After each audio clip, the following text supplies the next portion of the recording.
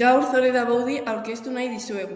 Unibertsoa eskala kuantikoan nola ulertzen dugun berrera ikitzen ari den fisikari teorikoa. 1983an Iranean jaio zen eta fisikarekiko zuen pasioak Estatu Batuetara eraman zuen, non 2014an doktoretza amaitu zuen, materiaren egitura sakonena nola argituz ikertuz.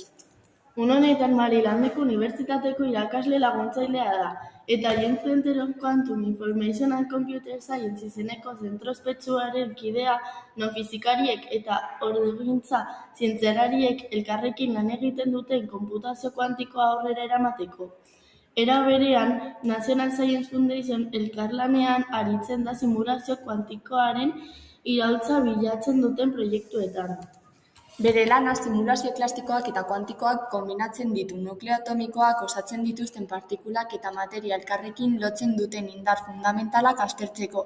Bere ereduari esker laborategi batean berreraikitzea ezinezkoa den fenomenoak aztertu ditzakegu.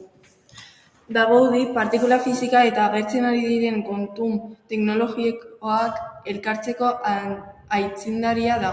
Energia eta konputaziotik hasi eta dena eraldatu dezaketen simulazioetarako bidea zabaltzen duena.